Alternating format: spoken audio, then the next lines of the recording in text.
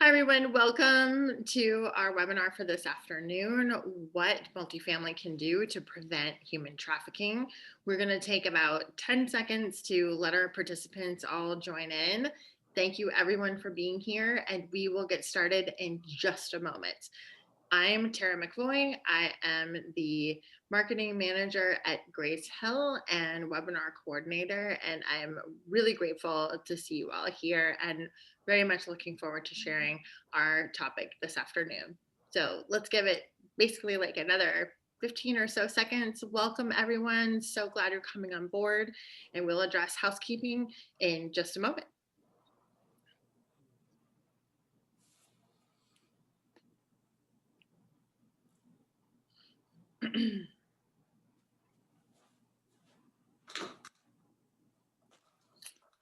All right. Thank you again, everyone, for being here. We are so thrilled to present what multifamily can do to prevent human trafficking. This is a webinar brought in conjunction with Grace Hill and Safe Cares and iEmpathize, and we have a lot of really terrific content to present to you today to help you identify when human trafficking might be occurring in your community, why that's important to know, and what you can do about it. I'm thrilled that you all are here. A little bit of housekeeping. We have a lot of content to cover today, so we will be receiving questions in the chat, but also specifically in the Q&A enablement of the Zoom meeting. So if you have questions as we go along and as our presenters are speaking, please do put those questions in the Q&A. We will address as many of your questions as possible when we get to the end of the presentation. We want to make sure that we are addressing all of the great stuff that we have to share with you today. So that said, thank you, welcome. And I am thrilled to introduce our moderator for today. Ellen Clark is the Senior Director of Content at Grace Hill, and she has worked very hard to put together a lot of courses for Grace Hill, but specifically around human trafficking. Ellen will be moderating the conversation today, and I'll be running things behind the scenes. So thank you so much, Ellen, and thank you for our speakers today. Thank you for everyone who's being here, and I will turn it over to you now, Ellen. Thanks. Thank you, Tara. So happy to be here today, and I'm honored to introduce our panelists today. Both Allison and Mariana do important work every day to help prevent human trafficking and support people who've experienced human trafficking. I'm inspired by their dedication and the work they do, and so happy to be partnering with them to help educate our industry. A little bit about Allison. She's a nationally recognized survivor leader and a subject matter expert. She does so many things. She's an accomplished speaker. She's provided technical assistance and training to law enforcement, prosecutors, healthcare workers, and court staff. And she has many years of experience advocating for survivors, and she herself is a survivor of human trafficking. So we're especially grateful for her courage and insights today. She's currently the director of the CARES program at Safe Alliance, which provides services for youths who are experiencing human trafficking. So happy to have Allison here today. And we also have Mariana, who has been the director of iEmpathize, the Orlando hub, since early 2019. She's been a volunteer for, I think, about 3 years. And she works with government agencies, educational institutions, local law enforcement, industry organizations to help drive legislation and educational programs to help prevent the exploitation of individuals. And Mariana's worked with a number of nonprofits, but including the International Justice Mission, and it was really her time there where she experienced and witnessed firsthand the effects of a child trafficking ring, and that caused her to turn her focus and her career work to bringing an end to exploitation. She also serves on the human trafficking task forces of Orange and Seminole counties in Florida. So as you can see, I mean, just hard to fit it all into words in the time we have, but just so excited to have Allison and Mariana here with us today. So thank you both. We've got a lot to talk about today. You'll see our agenda there. We're going to start by taking a look at some statistics on human trafficking, and we'll talk a little bit also about the current pandemic and its effect on the human trafficking industry. Then we'll take a look at how human trafficking and the multifamily housing industry intersect, and how can you, as a multifamily housing professional, help recognize the signs of human trafficking, and what you can do if you suspect a human trafficking situation. We'll tell you about some of the tools that Safe Cares and iEmpathize and Grace Hill have available for you and your teams, and then we'll have some time at the end for questions, as Tara mentioned. So I think I'm going to pass it over to Mariana. We'll get started with a poll, and this is just kind of get our brains moving, get us thinking about what we maybe already know or don't know about human trafficking. So we'll just kind of get our brains moving before we dive in. Hi, hello. So we're going to start just by putting a scenario out there to find out, what would you do? What would you do if you observe the following things? So let's say someone on your property is a resident, has installed interior locks on doors and windows. And it's not to keep people out, but to keep people actually in. And what if that resident in a unit seems to need someone else to speak for them? So you see somebody coming in and out, but they never really speak for themselves. And they look to someone else to answer questions for them, even though they're an adult and capable of answering those questions themselves. And let's say they seem unusually fearful or anxious. So they've got the hairs on the back of your neck that stand up, and you say something's just not right. So what would you do? Do you know what to do in that situation? And I'm gonna launch the poll now just to get the temperature of those who are in attendance. Please do answer. Do you feel equipped? Are you not sure? And do you have no idea? So poll's launching now. Please do let us know where you are at right now with this kind of situation. Wow, answers are coming in really fast. Thank you so much, everyone. We're seeing some equipped, some not equipped. I think this is going to be great for our session today. I'm going to give it about 10 more seconds. So please do chime in. Let us know how you're feeling. And I see some answers in the chat coming in, like not feeling equipped, Latoya says. And I think that will maybe be an indicator. I'm going to end the poll now and share the results. So it looks like pretty overwhelming. I'm unsure what to do in this kind of a situation, although we do have a good group of people also representing that they do feel equipped in handling this situation. So hopefully today, whether you do or do not know what you might do, we're gonna give you some more tools to help you add to any tools you might already have, and definitely give you some if you feel that you don't have any. And most people don't know what to do, just so you know. If you don't know what to do, then most people don't. So don't feel bad. Right, exactly. Mariana, let's look now at what some of the general statistics are. So yeah, we can. So we're looking in this information. It was put together by Polaris Group, which runs the Human Trafficking Hotline, the National Human Trafficking Hotline. And they take calls 24 hours a day, 7 days a week, in many languages, calls from people who think they may have witnessed a human trafficking situation or experienced a human trafficking situation themselves. And I'm gonna have to put on my glasses. But you'll see that in 2019, they reported that 11,500 situations were identified, which means that there was actually a human trafficking situation going on, or something that was going to law enforcement, because there was enough information that it was trafficking. And you'll see from 2015 to 2019, those numbers have gone up each year. We don't know why they went up, but in most cases, we're learning more about what human trafficking looks like, and we're educating more people, and more calls are going into Polaris. So I don't know that it's happening more often, but people are definitely able to identify and make those calls. And I think the raising awareness campaigns definitely contributes to that. And that's just a small picture of trafficking in the US. That's actually just reported calls, right? These aren't estimated numbers. It's a hidden population.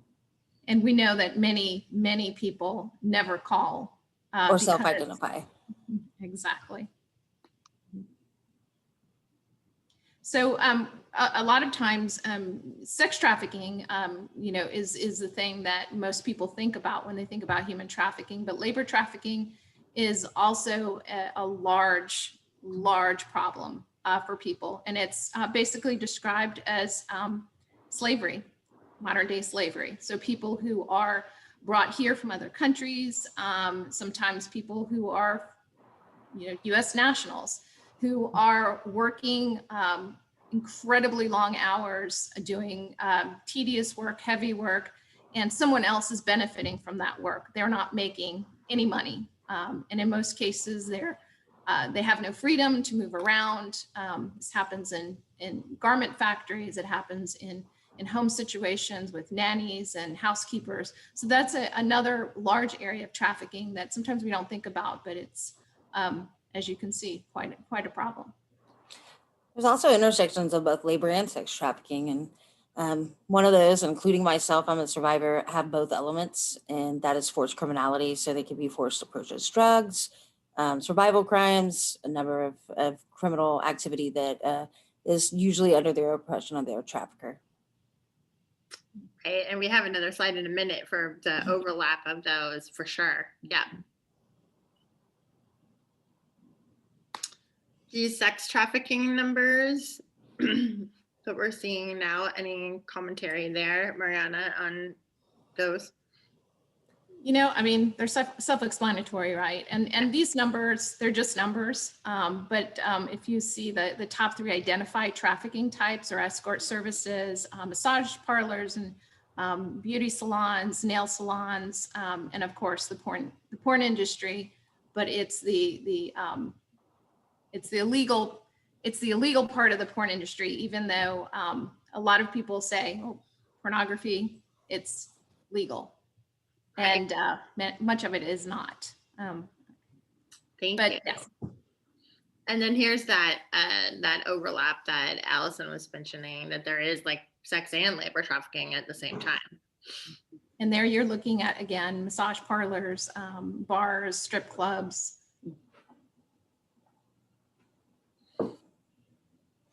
Perfect. Thank you both so much. Yeah, I know. And I think it's that those statistics that we were just looking at are startling, right? And I think as Allison pointed out, like it's amazing because those are likely an underestimation of the extent of the problem, right? Which makes me, it's just, again, those numbers themselves are just staggering, and to know that that's likely the sort of tip of the iceberg, I think is even more troubling. And I think about before I started working with Mariana and Allison, I know I personally had trouble kind of getting my head around the fact that human trafficking happens. I mean, not to mention the frequency that it does, and but it does happen, and it happens around us all the time. And you may have seen the news just in the last just in the last week, maybe even a couple of days, that there were 33 missing children recovered this month in an anti-human trafficking operation that I think the FBI led in Los Angeles.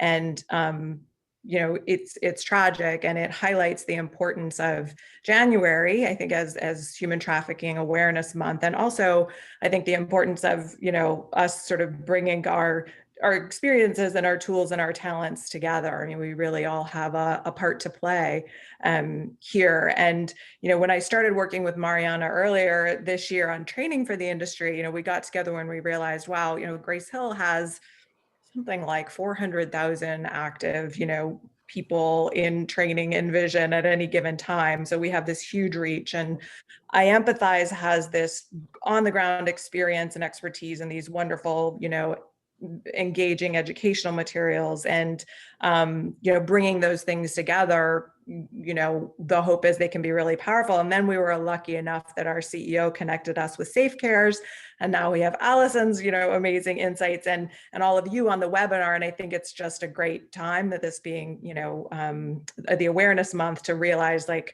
we're better together in kind of helping bring awareness to the situation, and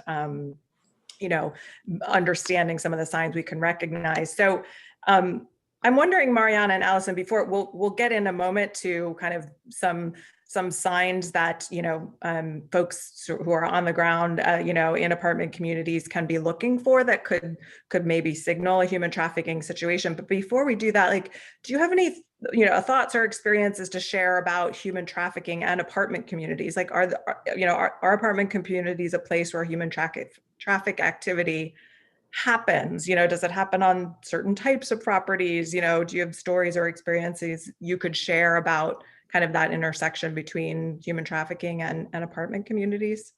Yeah, I certainly can. So as I mentioned before, I am a survivor, and I was gang trafficked for nearly a decade. And prior to that, I was also on the other side of that in what we call the life from street culture language, without a trafficker. So those individuals engaging in commercial sex work, just to meet their most basic needs. And in both situations, I have experienced multiple interactions with people that are purchasing sex. So those are the buyers. They really are the ones that are fueling our illicit sex market. And the more high frequent buyers, right, have the more expensive apartments. So those are the people with power, privilege, and money. And it happens everywhere. So wherever there are men, for the most part, there will be those elements of exploitation or the potential for it. And apartments are no different. I've been trafficked in apartments. I've engaged in commercial sex work. And I've also been brutally hurt, right, in those apartment complexes by potential buyers that were there just to harm me. And I've lived in apartments with my trafficker as well. Wow. Thanks, Allison. Yeah, that certainly is what my experience is that I've done many just trainings for apartment property managers and vendors to the apartment industry. And going in those meetings, the first question I get is this really a problem? We've got great security, and some cases we have only seniors, only adults, very responsible, very nice properties. So I don't think this is a problem for us.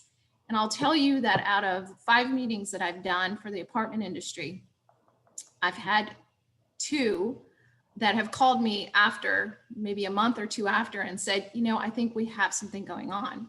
I've been able to check some of these boxes, and maybe there is something going on. And out of those 2, one was a case that actually did go to law enforcement. So, and it was a very nice property, a beach property. So it's going to be in your Section 8 housing. It's going to be in your middle class, apartments. It's going to be in your high end apartments and your very high end apartments. If you think about, recent news, we know that it was happening in some really, really expensive properties. So no one's immune. Absolutely. Thank you both for sharing that. I think it's just such an important message for those of us in the industry to hear. Because as we think about this and sort of what can those of us who are in this industry do, and I think that's the big question for multifamily professionals.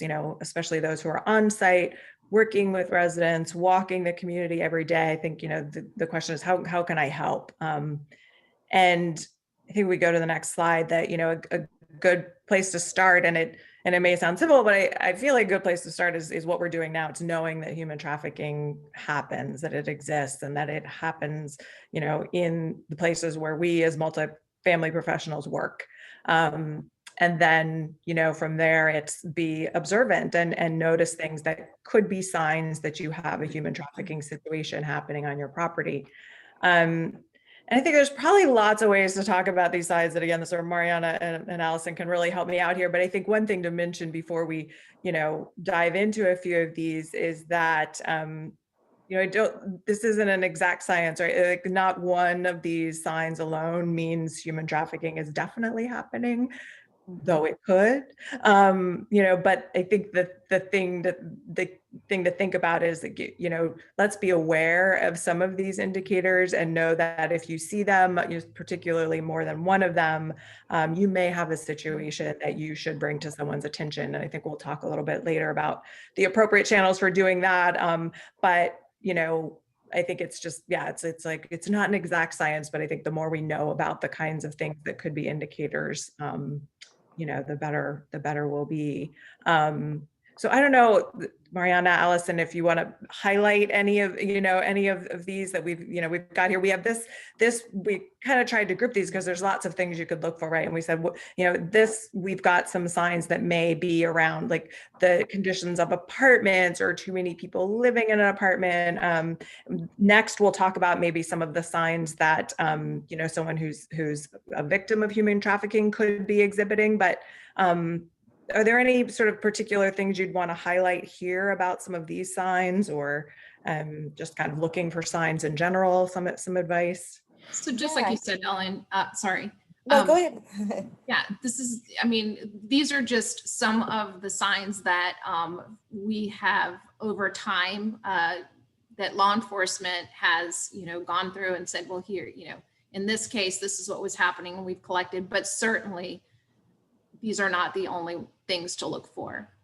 But I think that what we need to remember is to just open our eyes, that something is not right. And I would say that if you see that, there's a person who has rented a unit and it's for 2 people, and there is constantly lots of traffic going in and out on a regular basis, in and out of that apartment, more people than are the people that are on the lease, that might be something to look at.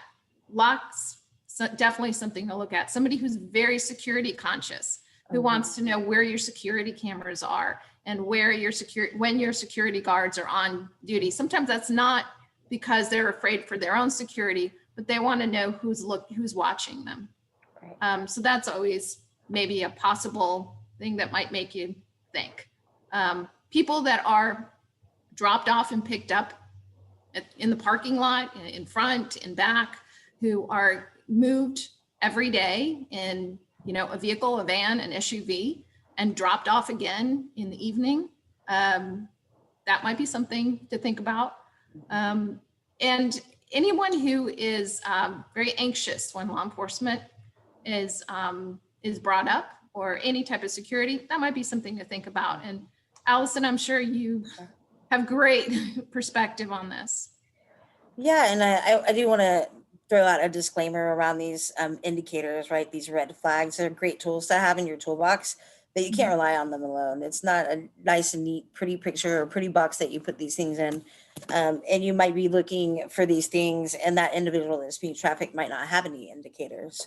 So most identifying, these identicators can be physical, they can be like mental, and even oftentimes just trusting your gut. Just as you said, that's the most important thing that you can do, is be present, be now, because that gut is definitely telling you something's wrong. Something just doesn't look right. It doesn't feel right. And pay attention to those, but also pay attention to be an active bystander. Like, what are they wearing? What color was their hair? What body build, right? What car were they driving? What was the color of that car? Those type of information that you can share with law enforcement are incredibly helpful. And a lot of people forget to do that. They watch, but they're so entrapped by what they're watching that they forget all the details that is needed to actually find those persons. All these are great. I think too, just unusual activity, like someone like they just only come out at 2 or 3 in the morning, right? Or they only come out when there's people at work. You only see them when everyone's gone in the complex. Those are important. And maybe even vehicles that are frequent vehicles in the parking lot that they don't live there, but they're in that same spot every time. You don't ever see them. You don't ever, and they're at odd hours as well. So I think those are important too. Thank you. Very, very, very helpful. Yeah, and then, just to talk a little bit about, I mean, again, and these things, I think, as you're saying, Allison, are so interconnected, and it's not always cut and dry, but, there's things I think people can look for too, and maybe how, a person or people are acting or interacting with others that could be signs of human trafficking. And, I know as I was kind of going through these things prior, I think it struck me, that there seems to be a theme of, maybe someone who, seems to defer to someone else or doesn't have access maybe to their documents. And I know, in the apartment industry, you may be asking for identification at certain times, and maybe they don't have access. But I think this is a really, again, sort of important collection of things to be aware of and looking for too. Again, knowing that, yeah, it's not always a nice, neat, pretty picture, but, and if you see some of these things, it could be an indicator. So again, I know Mariana, Allison, you probably have some more insights into sort of more of maybe the behavioral, mental, physical signs on, with people that could be concerning. And just remember that a trafficking victim can be a child, can be an adult, can be male, can be female, can be LGBT. We have this picture of what a trafficker looks like and what a victim looks like, and that's not always the case.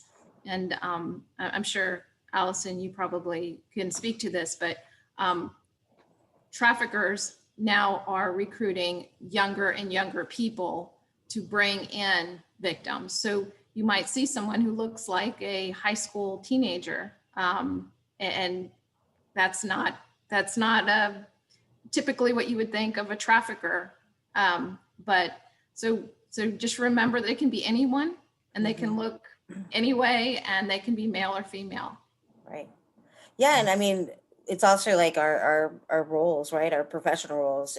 A trafficker can be a police officer, it can be an EMS person, it can be a karate teacher, it can be a grandma, right? It could be, like we mentioned, a kid, right? I know that a lot of victims are trained and groomed to bring home victims. So they're called knockers, and they literally go out and try to find additional victims for their traffickers. There's also bottoms. Those are the individuals that take on the role of controlling the entire enterprise for the trafficker. They're probably the most victimized of the victims, usually the first victim. And those are the individuals that are put on the outward facing, so that they insulate their trafficker from all criminal justice involvement. So they might be the ones trafficking the women or the men, and they might be the ones that you see instead of the trafficker. And oftentimes they're the ones that take the criminal charge as well. A lot of times too, most of the clients that I work with, including myself, I had zero ability to make eye contact. We're trained and groomed not to make eye contact. And so that's another important one to point out. Okay. Thank you. Thank you so much. Good.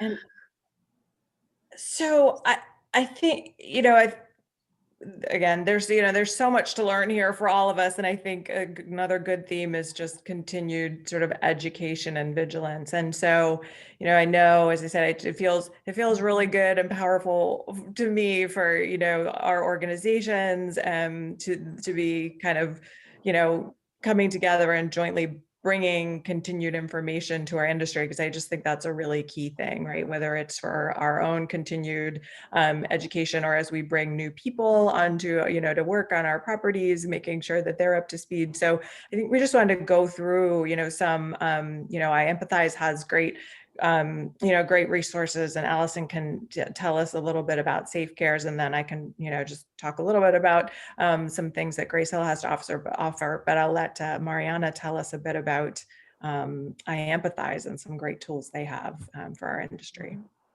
Thank you. Yeah, so iEmpathize really is prevention based. So we want to make sure that we can do whatever we can to keep someone from becoming a victim of human trafficking. And we have programs that are for youth, for 12 to 17, 18, that talks about how human trafficking starts and what vulnerability is and what exploitation is. And it starts from bullying, and it talks about how bullying can evolve into trafficking and how there are going to be positive and negative pulls in your life and how to gravitate towards those positive pulls. Our program, it's a 5-lesson program with activities and questions that can be done online. It can be taught to in any youth serving space. And what we do, what we call our intersect response platform is that every industry kind of intersects with the issue somewhere. So you're in the apartment industry, but you have your vendors, you have the people who do the sanitation, who do the maintenance in your apartments, the people who do the security, the people who service different aspects of your business. And each one of those industries also becomes kind of an intersection of your industry. And if we can kind of fill in those gaps, if we can take all of those industries and make sure that everybody is equipped to recognize and respond to exploitation. One statistic that I like to throw out there a lot for people who are, who are thinking about dollars and cents. One victim of human trafficking over their lifetime will go through about $2 million worth of services, and that's mental health, assistance with housing, expunging their record, getting driver's licenses back, job placement and training. All of those are services that a person will need. So if you can just reach one person, just think about that. Not only that, but you save a life from a lot of suffering. But anyway, this is just a short video that kind of explains our intersect response platform much better than I can. All right, I'm going to hit play.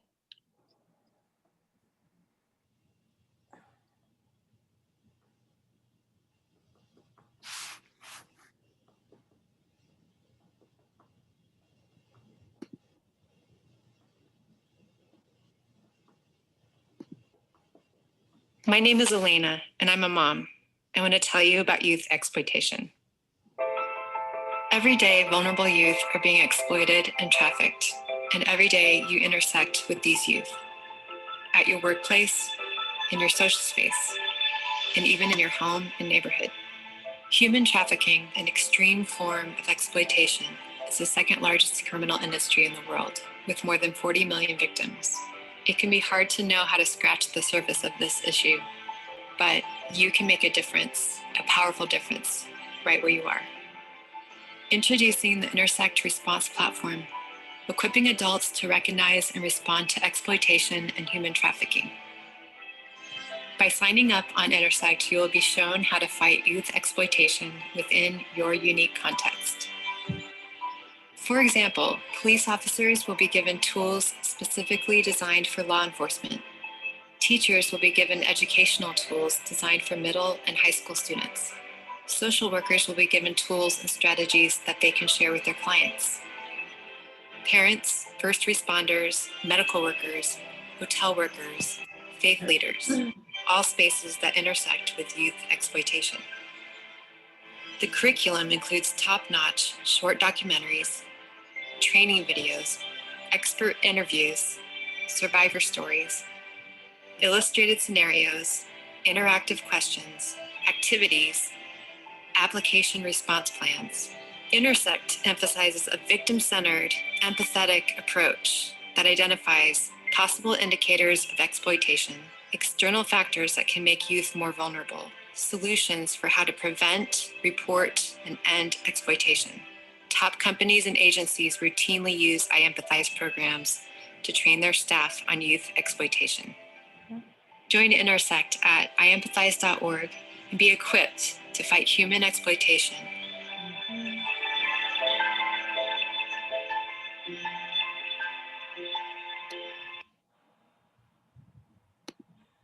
So yeah, so you can kind of see in that video all the different areas that might intersect with the issue. And just one example is we developed the training for Truckers Against Trafficking. in partnership with that organization today, close to 1 million truck drivers are trained on how to recognize and respond. And I don't know what the exact numbers are, but I believe they're up to about 11,000 identified traffickers. So we know it works. And one of the things that I think that we need to understand is that, for example, with law enforcement, we teach about the empathetic approach.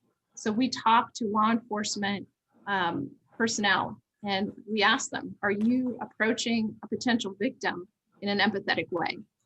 Are you speaking to them at eye level, or are you standing above them while they're sitting at the curb?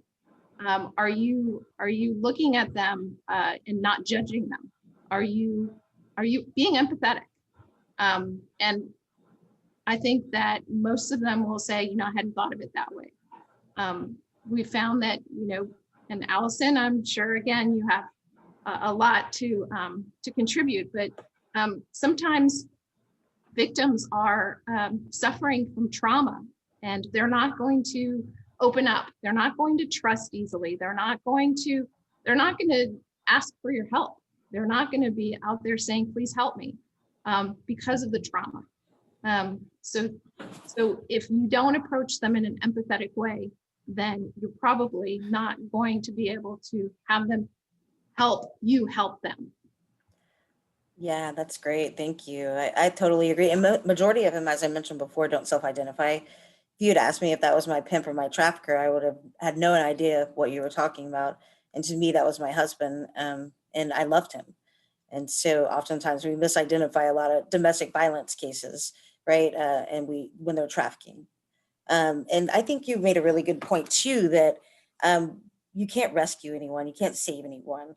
Those individuals that are in that experience at that moment, they're trauma bonded, they're bonded to their trafficker. And for us, when we go into recover or extract individuals from that situation, they're not happy. They want to be there because they're groomed and they're brainwashed to be attached to their trafficker. Law enforcement, I don't know why she's cussing at me. Because she wants to stay there. And that's why it's so critical to make that intervention so powerful in that first 72 hours, because they're going to do anything and everything they can to get back there. And they're not going to be compliant. They're not going to be happy. And that's great. Thank you. Thank you, Allison. That's an interesting, so many interesting points that I think I read when I was reading the recent article about the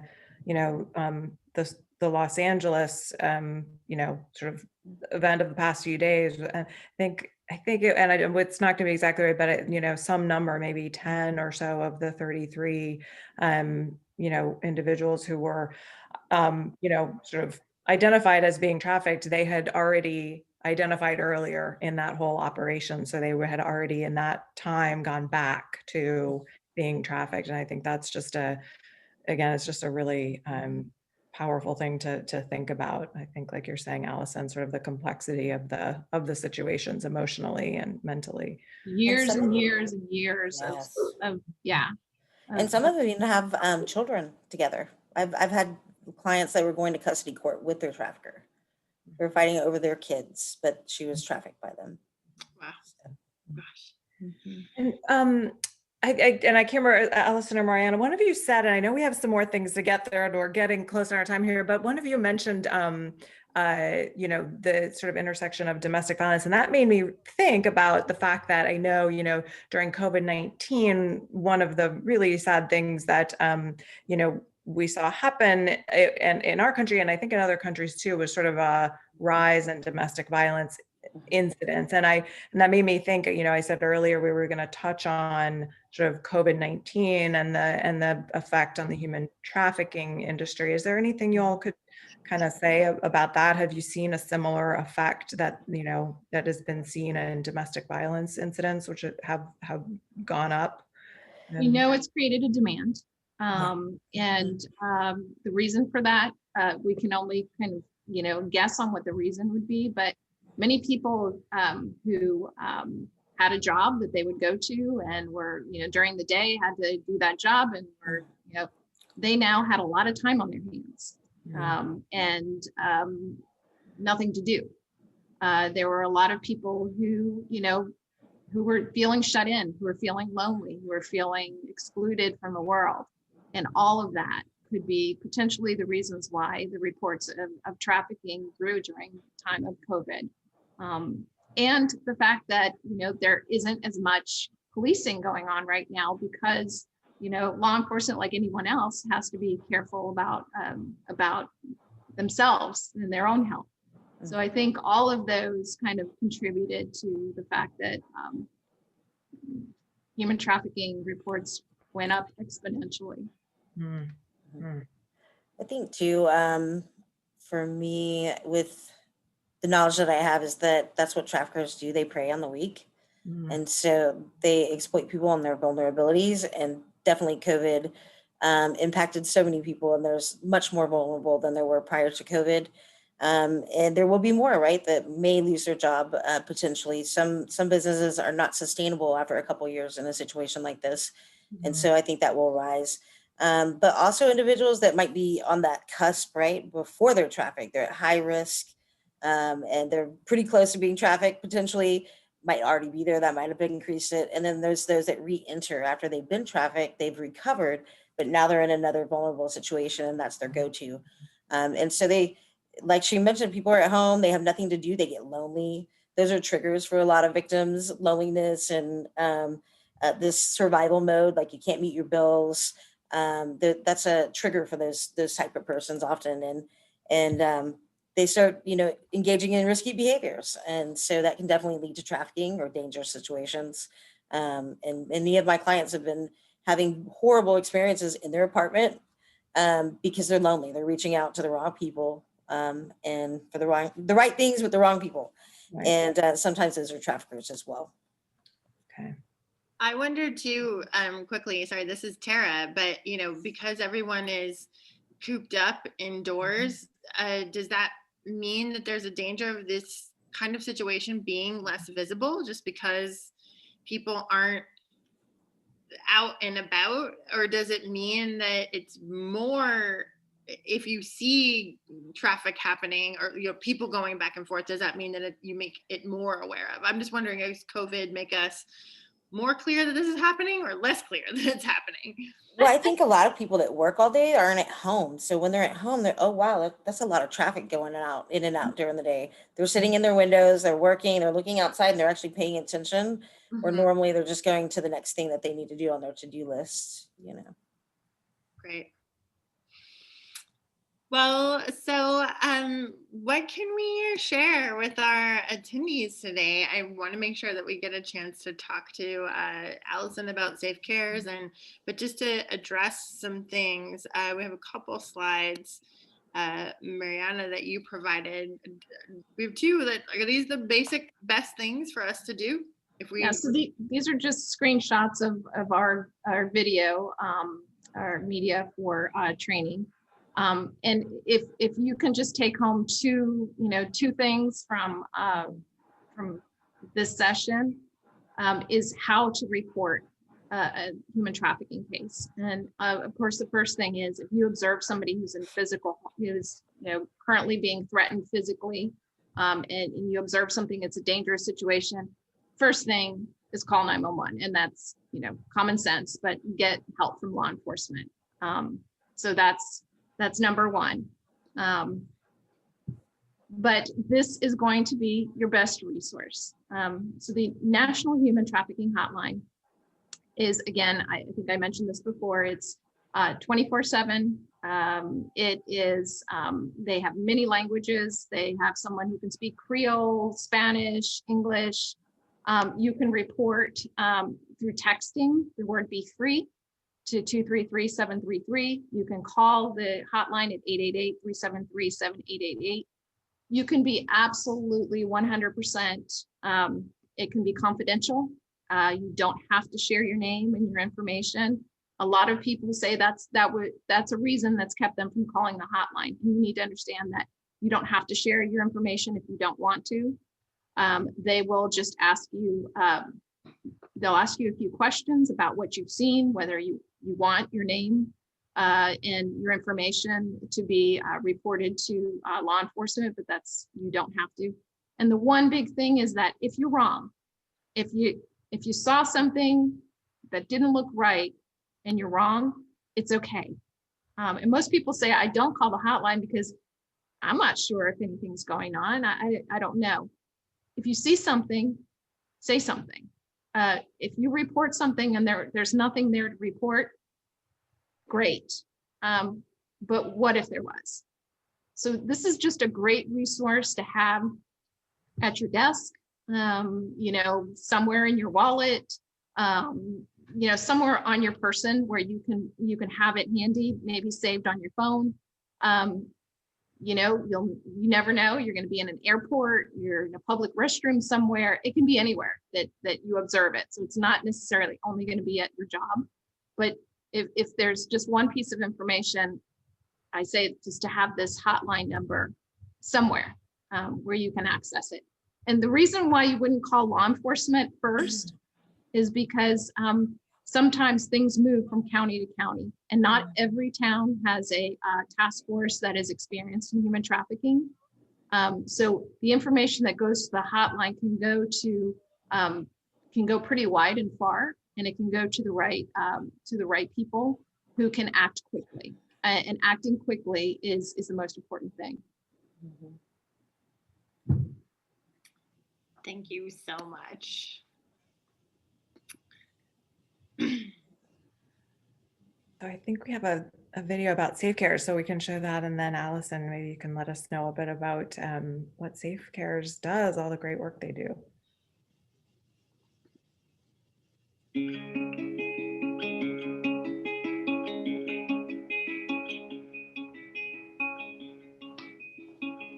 Trafficking and exploitations isn't what we think it is. It's not necessarily what is portrayed in the media and the movies that we have been exposed to through our residential services with SAFE. A large portion of the youth that we work with are in care because there was trafficking that was happening at home. We see it through peer-to-peer, so through friendships.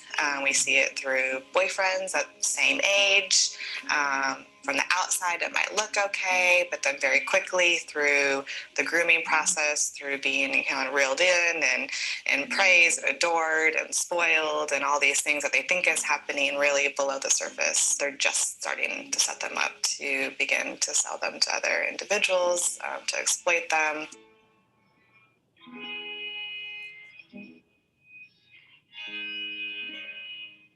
CARES is very comprehensive in that we have our advocate program, and then we have our drop-in, we have case management, we have therapy, and it's all specifically designed for trafficking exploitation. But having a specifically designed program, we're really able to be survivor focused and centered and allow them to speak into what they want, what they need. So many of our survivors have reached out themselves through our Safe line, and they're self-identifying, and they're calling, and they're getting connected with CARES Advocate right away. We're able to provide shelter at our Grove campus, and from there just kind of begin the next steps of what's next. Like, what do you want? Like, what are your goals? The average age we're working with is around 18. That transition age youth, 18 to 24, is a challenging age, especially if they've aged out of foster care. Just having that physical space where they know that they can come in, get a meal, meet with a case manager, meet with their therapist, and meet other peers. So many of survivors have told us, like, this is what I needed, this is what I've been looking for. I didn't realize that's what was missing for me, is this connection with other people who are currently walking through what I'm trying to figure out. Mm-hmm.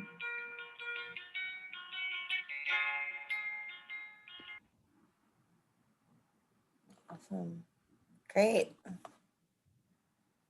So go ahead and go into the updates. Yeah, like just, Perfect. I mean, so that's sort of a general overview of what Safe Cares is doing, but is there anything additional that you've been taking on for 2021, or since you are now the director, that you're trying to implement beyond what you've already shared, with us today? Right.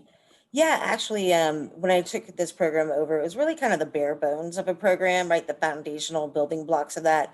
So it's been really fun to be able to create something that out of nothing, just based on my own personal lived experiences and the diversity of the people that I've served over the last decade. It's fun to have an organization that, not fun, but meaningful to have an organization that is led by survivors, for survivors. So we will be working on creating our own curriculum here in this next grant session. Our advocacy, we're very mobile unit, so it's interesting to be able to recreate these services amidst COVID and be very innovative around those processes. Our advocacy is 24/7, 365 days a year crisis support for law enforcement and healthcare professionals. So we do have our own hotline through our agency, but we also share that responsibility with another hotline for the local work of our governor's office and their child sex trafficking team. So really targeting those individuals that are highly impacted with the greatest consequences and collateral damage as quickly as possible, and creating a continuum of care for those clients and in a rapid response manner. We also do that ongoing relational support, as was mentioned. We do walk with our survivors until they feel like they don't need us. That might be just building on those relationships, creating that felt and real safety, and efforts to offer that engagement rather than them returning to their trafficker. We work with a lens of a continuum, a trafficking continuum. So we work from prevention all the way to recovery or discovery, recovery, and then beyond that, hopefully. So we'll be building out a leadership program for our survivors that they can start to identify with their future rather than their past. We have a drop-in center, as was mentioned, where individuals can come in and shower, get a meal. Really, it's more about building community so that these individuals have a safe place where they can meet safe and healthy people. A lot of our clients are transient, and they're comfortable out there, and it's meeting them right where they're at. I think that's the hardest part about our program, is being survivor-centered and allowing them to make the choices because it's their choice. I know for me, I was stripped of my agency and choice as a little kid with sexual abuse, and then again with my trafficker, and then by systems too, right? So system involvement, stripped of my choice and agency by that. And so we create a space where they are able to practice these skills in a safe manner and be able to use their voice and take their power back. We also have therapies as well too. I think the most exciting part though is just seeing our survivors thrive, right? So there's a difference between living and existing, and we get to be a part of that. That's so great. And it's making me realize, Allison, I know that Safe Cares is in Austin, and Mariana, I know that your branch of iEmpathize is in Orlando. So I want to ask both of you, not everyone on this call is from that area. Should people be able to expect that there are resources like yours available in other states and other cities? I think go ahead. Sorry. No, I was just going to say, well, we have an office in Colorado. We have an office in LA. And right now we are actually developing with the LA task force and LA City Attorney's Office to do a wide training program for both sex and labor trafficking. But if you don't have, the first thing to seek out is to see if in your area there is a human trafficking task force. And that's, kind of a place where all the agencies come together to collaborate, services, education. And if not, why not, find those professionals in mental health and law enforcement and start one if you don't have one. But no, not every police or sheriff's department has a human trafficking department or section. So it depends on where you live, pretty much. That's a good segue into what is Grace Hill providing?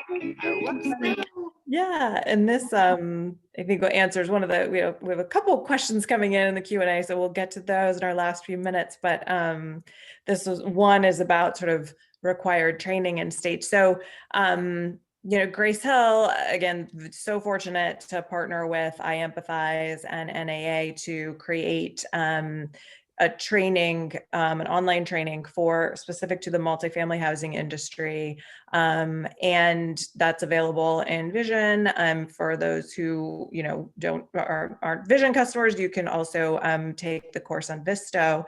But an important thing to note is that, Florida has started this year to require training for people in the multifamily housing industry. It's the Florida Department of Business and Professional Regulation, has training requirements for personnel in public lodging establishments, tongue twister, and that does include apartment communities. So there are certain personnel that are required to train, and so we have developed a training that was approved by DBPR. So the training to meet the requirements must be approved by DBPR. Have made that available. So that's been great to be able to help the industry out in that way. So we have a Florida specific course that's been approved by DBPR, and then we have a course that is not Florida specific. It's appropriate for no matter what state you happen to be in. So I think it wouldn't be surprising if other states followed suit and required some training for employees of the multifamily housing industry. But right now, Florida is the state that has that requirement. I mean, other states may require training for people in other industries, but if we're just talking about our industry, multifamily housing, apartment industry, Florida is the state right now that does have a requirement. And because it's a pilot program, other states will be, I'm pretty sure within the next 2 years, other states will be joining in as well. I think Florida is being used as kind of the model on how to put it together, but along with the hotel motel industry, it will be a requirement in many states. And where in those states where it's not a requirement, it will help with liability. If there is ever an incident on your property, you can at least say you kind of took the lead and went through, did what you could to get ahead of the issue. Yeah. That's perfect. And I think that does address what we're seeing in the Q&A and the chat from Latoya and KC about the legal requirements for employers to provide human trafficking training. And then can we clarify that at all? Is it like across the board? Is it, or just per state? Just in Florida. Yeah. Just in Florida. Yeah. Yes, right now. And it's within 45 days. You have to do the program for all existing employees, and then it's within 45 days of hire of new employees. Right. Perfect. And I do want to say, just add to the previous discussion on that as a survivor leader that works nationally, we work with philanthropists and other individual stakeholders to find innovative and replicable solutions that we take to state level, right? And if those work, then we replicate it in other areas as well. So we're always looking for new ways to address it. So right. Yep. I know we have 1 minute left, but we have one outstanding question in our Q&A. And Kelly was looking for a clarification in our last minute here about is trafficking and prostitution the same? Kelly's saying she had a certain idea about trafficking involving selling to someone out of the area and keeping them hidden, those kinds of things, and prostitution. So just maybe a little note on are they the same? Yeah, moving people is smuggling. So it's different than trafficking. Trafficking is defined as the selling of another human being through force, fraud, or coercion, whether it's sex trafficking or labor trafficking. That person has been forced or some fraud has been committed or some type of coercion. And those people are actually not making any money from the enterprise themselves. So somebody else is selling that individual and making money off of that individual. So that's a difference between trafficking and prostitution. A prostitute could potentially sell herself to someone and make that money. A trafficking victim ends up not benefiting from that. And if you think about, it's an asset for a trafficker that can be used over and over again. So you can do drug trafficking and you buy, You buy something, you sell it, and when it's gone, you have to go buy more. With a human being can be sold over and over and over again. So, so it's an asset that they can use for an extended period of time. But I think that's the difference. I don't know if I explained it correctly. And the other thing that over the last year, there is no child prostitute. That doesn't exist, because a child does not have the ability to know what they're doing, or to say yes to prostitution. So that whole child prostitute or youth prostitute is a misnomer as well. Can I add to that? Yeah. Absolutely. And I kind of want to go into the discussion of consent, because I mean, these are marginalized, vulnerable population trafficker without that third party, as well as those that are being trafficked. And when we put that in light of power, privilege, and money, in the light of those vulnerabilities, I feel like consent really goes out the window, and it's not really an active vocational choice. It's just my personal opinion. But they have the same vulnerabilities and the same risk factors. And those are the ones that are excluded from services, because they're not fitting into that nice box that we put trafficking victims into. And so that's all I have. Thanks, Allison. Thank you. Thank you so much. Thank you I for know your we're- life experience, Allison, because that is so critical to, making even a dent in this issue, is really understanding. So thank you. Yeah, I really second that, Allison. Thank you so much for sharing and being so candid. I just think there's no better way to to really help our industry understand human trafficking and yeah, how we can begin to help. So thank you, Mariana, so much also. I mean, the amazing work you do is so valuable. And again, I feel so lucky that, we've been able to come together and, get this information out, and look forward to working together more. So, and thank you for everyone for joining us today. Really appreciate your time, and certainly, contact any of us. You can always, come to our site and kind of get contact, and we can kind of get you in touch with the right people if you have further questions or want to, pursue anything further that you've seen today. So thank you all so much for joining, and have a great rest of the week. Thank you again, Ellen and Mariana and Allison, and we will be sending out this recording to everybody who registered today. So we appreciate you being here. Thank you so much, and we look forward to sharing more webinars from Grace Hill with all of you. Thank you.